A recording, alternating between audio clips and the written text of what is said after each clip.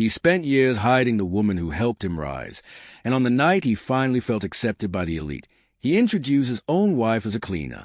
But what he didn't know was that the woman he tried to erase was about to be announced as the true owner of everything around him. What happened next froze the room, destroyed reputations, and exposed a truth so painful it couldn't be undone. Watch closely, because this story isn't just about money. It's about pride, shame, and the cost of disrespect. Don't forget to like, subscribe, and stay till the very end. You won't believe how this ends. When Amora married Daniel, there was nothing glamorous about their life, no soft landing, no safety net, just two people believing love could survive pressure, hunger, and uncertainty. Daniel was ambitious, restless, always talking about what he would become one day, and Amora believed him with devotion that never asked for proof. She worked 2 jobs while he chased opportunities that rarely paid off, stayed up late proofreading his proposals, and sold some of her personal belongings quietly when things got tight so he wouldn't feel like he was failing. Their apartment was small, their furniture mismatched, but their dreams filled every corner of the space. Daniel used to tell people proudly, "That woman is my backbone," and Amora wore those words like a crown, never imagining they could one day turn into a burden he wanted to hide. When Daniel finally got his break, when money started coming in and his name began to matter in rooms he was never allowed into before, Amora thought their season of struggle had ended together, but she didn't realize success sometimes doesn't lift people up, it separates them. Slowly, the dinners became quieter, the conversations more transactional, and the laughter that once filled their nights faded into polite exchanges. Amora noticed the shift but explained it away as stress, ambition, responsibility, telling herself that marriages bend before they break. What she didn't see yet was that Daniel's love was no longer growing alongside his success. It was shrinking beneath it, and the foundation she helped him build was becoming the very thing he wanted to step away from. Daniel didn't wake up one morning and decide to disrespect his wife. It happened gradually, disguised as self-improvement, ambition, and knowing how the world works. He started correcting the way Amora spoke in public, suggesting she dress more polished, reminding her which forks to use at dinners she never asked to attend. At first, she laughed it off, thinking he was just adjusting to a new environment. But soon the corrections became criticisms, and the warmth in his voice disappeared whenever he talked about appearances. He began attending events alone, claiming they were work only, and when colleagues asked about his wife, he spoke vaguely, as if she existed somewhere outside his real life. Amora would watch him prepare for these events, noticing how he practiced smiles in the mirror, how carefully he chose his words, and how he never once invited her opinion in them all. The man who once needed her approval now needed distance from her presence. She overheard him on calls using phrases like, "My background isn't exactly refined, and I've had to rebrand myself," and each word felt like a quiet betrayal she couldn't quite name. He wasn't cheating. He wasn't violent. He wasn't openly cruel, which made it harder to confront. But he was ashamed, and shame is a way of leaking into everything. Amora began to feel like a guest in her own marriage, tolerated but no longer cherished, present but no longer represented. Daniel told himself he was protecting their future, that once he secured his position, once he climbed high enough, everything would settle. But deep down he knew the truth was uglier. He believed Amora no longer fit the image of the life he wanted to live, and instead of growing together, he chose to grow away from her. The real fracture didn't come with an argument.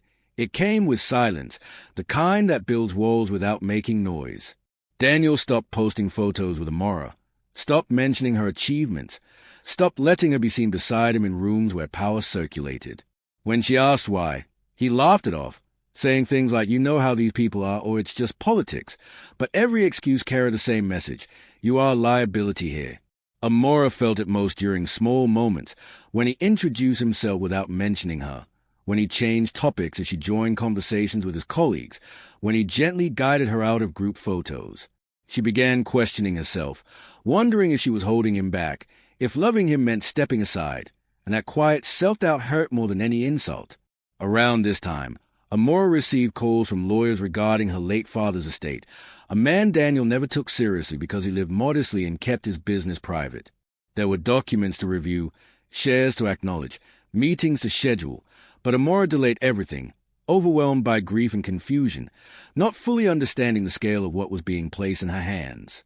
Meanwhile, Daniel continued reshaping his identity, polishing away every trace of the life they built together, believing success required sacrifice and deciding, without ever saying it out loud, that Amora was part of what needed to be sacrificed.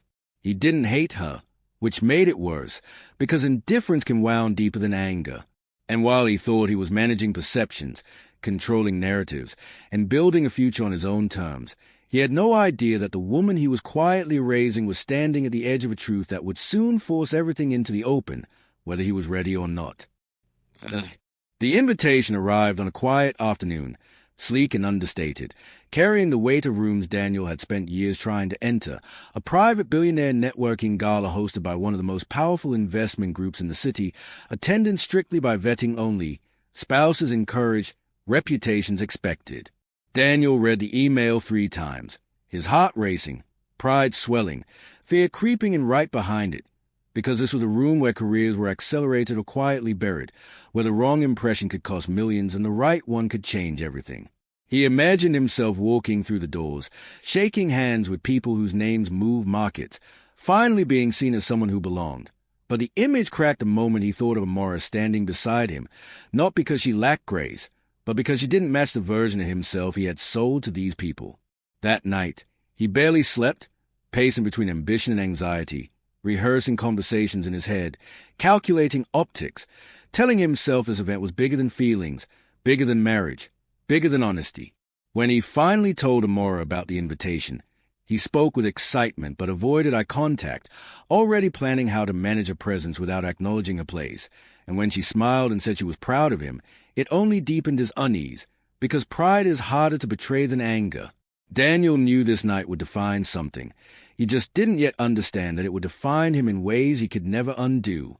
Daniel waited days before bringing up the real issue, choosing his words carefully, softening his tone, packaging humiliation as practicality.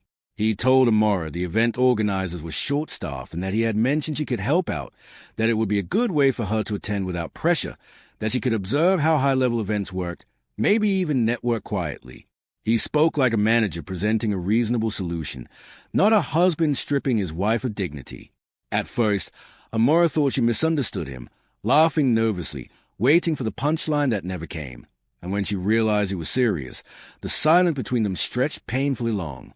She asked if he was embarrassed to introduce her as his wife, and Daniel avoided the question, talking instead about perception, politics, how things worked at that level, insisting he was just being strategic. Every word felt like a slap wrapped in logic. Amora felt the sting of public erasure before it even happened, imagining herself in uniform while strangers judged her worth, imagining Daniel standing tall while she stayed invisible. Still, she didn't raise her voice, didn't argue, didn't cry in front of him, because part of her needed to see how far he was willing to go, how deep the shame ran.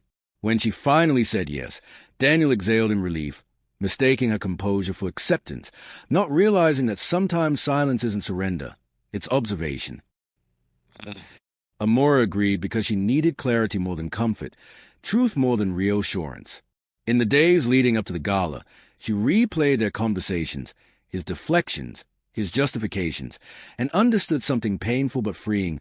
Daniel had already chosen his image over their marriage. He just hadn't admitted it out loud. Around the same time, the calls from her father's lawyers became more urgent, documents piling up, timelines pressing, reminders that ownership didn't wait for emotional readiness. She learned that the investment group hosting the gala was one of the companies her father had quietly built and later transferred into a trust under her name, a structure designed for discretion, not display. The realization stunned her, not because of the money, but because of the irony, the timing, the unbearable contrast between how Daniel saw her and what she actually represented. Still, she said nothing. She didn't correct him, didn't confront him, didn't use the truth as a weapon, because she wanted the revelation to speak for itself. She prepared for the event with calm precision, rehearsing neutrality, practicing stillness, understanding that dignity didn't require explanation. As she put on the simple uniform assigned to her, she didn't feel small. She felt focused, knowing this night would answer questions she had been avoiding for too long, not just about Daniel, but about herself, her voice, and how much silence she was willing to carry in the name of love. The night before the gala, Daniel slept peacefully for the first time in weeks, convinced he had managed the situation perfectly, unaware that the ground beneath him was already shifting. Amora, on the other hand, barely slept at all, not from fear, but from the weight of understanding finally settling in. The lawyer's documents were clear now, her father's quiet investments, the trust structure, the board arrangements, all pointing to one undeniable truth. She wasn't just connected to the hosting company. She was its majority owner, protected by clauses that ensured anonymity until a formal public introduction was necessary.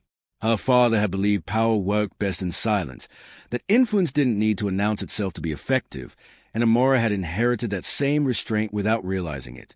Daniel had dismissed her father for years as unimpressive, a man who lived simply and avoided attention, never suspecting that his modest lifestyle was intentional. As Amora dressed that evening, she felt the strange calm that comes before a storm, not plotting revenge, not rehearsing confrontation, simply allowing events to unfold as they were meant to. She understood now that the truth didn't need her voice to be loud. It only needed the right moment to be revealed, and that moment was approaching faster than Daniel could imagine. The venue shimmered with excess, polished floors reflecting crystal chandeliers, soft music floating through the air as luxury cars lined the entrance, each arrival carefully watched and quietly assessed. Daniel stepped out of the car wearing confidence tailored into an expensive suit, smiling like a man who believed he had finally arrived, greeting familiar faces, soaking in nods of recognition that fed his ego. Moments later, Amora arrived through the service entrance, dressed in a simple uniform, her posture straight, her expression composed, moving through the corridors with staff members who assumed she belonged exactly where she was placed. The contrast was brutal and intentional, though only one of them had orchestrated it. As Daniel scanned the room, shaking hands and exchanging cards, he felt a fleeting discomfort knowing Amora was somewhere nearby, unseen but present, a reminder he tried to ignore. Meanwhile, Amora observed the room quietly, noting how power spoke softly, how wealth announced itself through confidence rather than noise, realizing how small Daniel's performance truly was in comparison. The gala buzzed with anticipation, not just for deals, but for the formal announcement scheduled later in the evening, the moment when the true owner of the hosting company would finally be introduced publicly, a detail Daniel had overlooked in his hunger to belong. It happened during a casual conversation near the bar, when one of Daniel's contacts asked jokingly if he had brought his wife along, and without hesitation, without even a flicker of doubt, Daniel gestured toward Amora, who was clearing tables nearby, and said, with a light laugh, that she was part of the cleaning staff helping out for the night. The words landed heavier than he realized, drawing amused chuckles from some, awkward smiles from others, and a slow-burning anger in those who understood the cruelty behind the joke. Amora heard him, not because he shouted, but because humiliation has a way of cutting through noise, and for a brief second, the room seemed to tilt. Still, she didn't react, didn't freeze, didn't correct him, simply continued her task with quiet grace that unsettled more than it reassured. A few guests watched her more closely after that, noticing how her demeanor didn't match her role, how she moved with confidence that couldn't be taught, how her eyes held a calm that didn't belong to someone being diminished. Daniel, unaware of the shift he had triggered, felt emboldened by the laughter, believing he had navigated the situation smoothly, not realizing that every word he spoke was being stored, observed, and quietly weighed against the truth that was about to surface. As the evening progressed, Amora's presence began to register in ways Daniel couldn't see, her calm standing out in a room full of practiced performances and hungry smiles. A senior executive paused mid-conversation when he noticed the way she carried herself, the absence of haste, the quiet authority in her movements, and something about her face stirred recognition he couldn't immediately place. Another guest watched her interact politely with staff and guests alike, noting her impeccable composure, how she listened more than she spoke, how she never once appeared intimidated by the grandeur surrounding her. These were people trained to read rooms, to sense influence before it announced itself, and Amora's energy didn't align with her assigned role. Whispered questions began circulating, subtle and cautious, as a few key figures exchanged glances that said more than words could, while Daniel remained blissfully unaware, too focused on networking, too intoxicated by proximity to power to notice the shift happening behind him.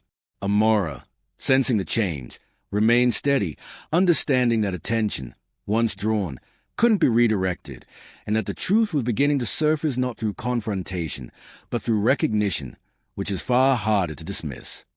The music softened, conversation slowed, and the lights dimmed slightly as a host took the stage, signaling the moment many had been anticipating, the formal address that would mark the night's true purpose.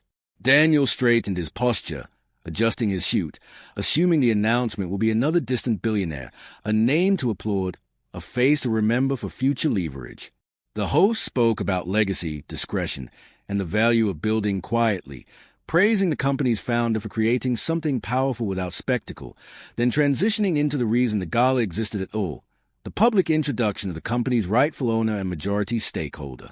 The room leaned in, anticipation thick in the air, while Amora stood near the edge, hands clasped, eyes forward, her heartbeat steady, her mind clear. Daniel smiled confidently, scanning the room for faces he wanted to align with, unaware that every word the host spoke was tightening a knot around his carefully constructed image, and at the moment he dismissed as irrelevant was about to redefine everything he thought he knew. When the host finally spoke the name, it echoed through the room with a clarity that sliced through every whispered conversation, and for a split second, no one reacted, confusion rippling outward as guests searched for the person they assumed would step forward. Daniel laughed lightly, certain there had been a mistake, until he saw heads turning, not toward the stage, but toward Amora, the woman he had introduced as a cleaner, the woman now being approached by senior executives with expressions of recognition and respect. His breath caught, his smile collapsed, and the room seemed to spin as reality crashed into him all at once.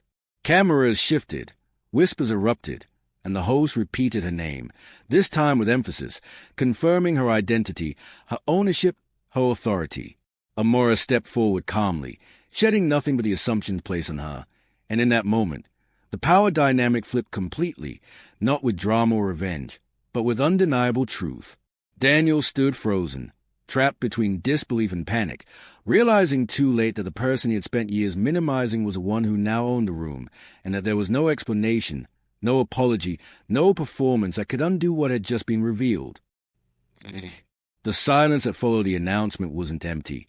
It was heavy, charged with disbelief, respect, and the sudden recalibration of power that happens when truth exposes pretense. Senior executives stepped forward one by one, addressing Amora with formal greetings, referencing legal documents, trusts, and board decisions that made her ownership unquestionable. Screens behind the stage displayed a brief corporate history, her father's name appearing as a founder who had chosen anonymity over acclaim, and Amora's name listed as a successor who now carried the legacy forward. Cameras zoomed in, capturing her calm expression, the contrast between her simple uniform and the authority being publicly affirmed. Whispers grew louder, not mocking now, but impressed, speculative, respectful. Daniel stood on the edge of the crowd, his face pale, his body rigid, watching the narrative he had crafted about his life collapse in real time. He tried to laugh it off, to step forward, to position himself as someone who knew all along, but every movement he made felt exposed, awkward, and false. The room had already reassigned value, and Daniel was no longer at the center of the story. He was an uncomfortable footnote, watching as the woman he diminished was acknowledged not because of her attire, but because of her undeniable authority.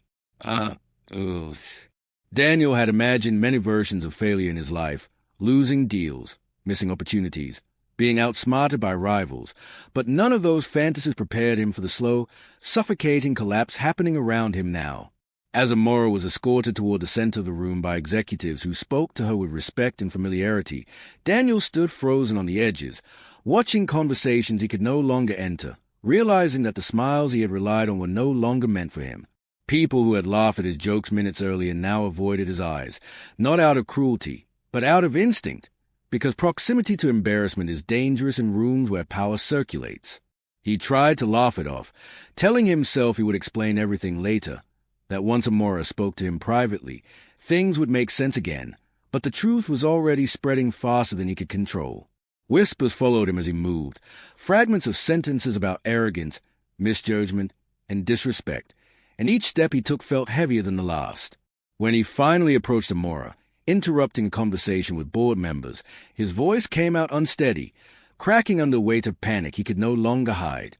He tried to justify himself, framing his actions as strategy, claiming he was protecting them both, insisting he never meant harm, but Amora listened without emotion, her eyes steady, her posture unchanged, as if she were observing a stranger reveal his character for the first time. When she finally spoke, her words were measured and calm, explaining that tonight wasn't about personal explanations or salvaging pride, that she had responsibilities far larger than his discomfort, and that whatever conversation he wanted would have to wait until the noise settled and the truth had space to breathe. The rejection wasn't loud, it wasn't dramatic, but it was absolute, and as she turned away, Daniel felt something far worse than humiliation settle in his chest.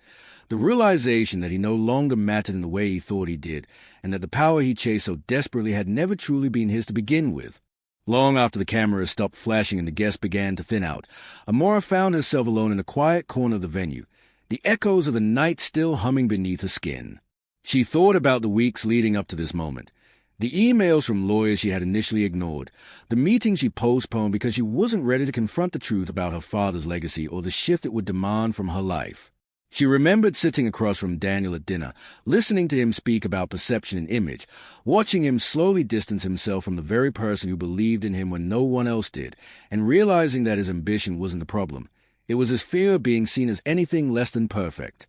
Amora had known, long before the gala, that she could have stopped everything with a single sentence, could have corrected him the first time he implied she was beneath his new world.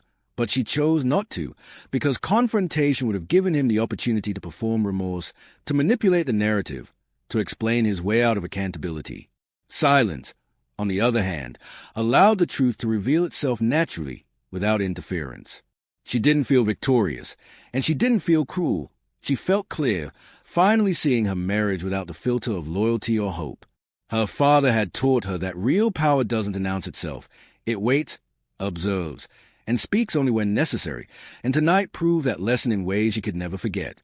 As she prepared to leave the venue, Amora understood that the revelation wasn't about wealth or status. It was about dignity, about recognizing that love should never require self-erasure, and that the hardest truths are often the ones we already know but refuse to acknowledge. Whatever decision she made next wouldn't be driven by anger or revenge, but by the quiet certainty that she deserved to be seen fully, not as an accessory to someone else's ambition, but as a woman who had always been enough on her own. By the next morning, the gala was no longer just a private embarrassment. It had become a quiet industry earthquake. Photos circulated online, captions sharpened, and conversations shifted as people who mattered recalculated their positions. Daniel woke up to unread messages that carried a different tone than the ones he was used to, short, formal, cautious, some asking for clarification, others canceling meetings without explanation. A partner who had once praised his vision now questioned his judgment, and another hinted delicately that character mattered more than ambition in long-term collaborations. Daniel realized with a sinking dread that reputation wasn't destroyed by scandal alone, but by patterns, and last night had revealed a pattern he could no longer hide. Meanwhile, Amora moved through the aftermath with quiet authority, meeting with board members, addressing concerns, and reassuring stakeholders that leadership would be steady and principled. She didn't mention Daniel, didn't defend him, didn't attack him, understanding that silence here was not avoidance but boundary. Watching from a distance, Daniel saw the difference between borrowed confidence and earned respect, and for the first time, he understood that the doors opening for Amora weren't about sympathy or shock, they were about trust.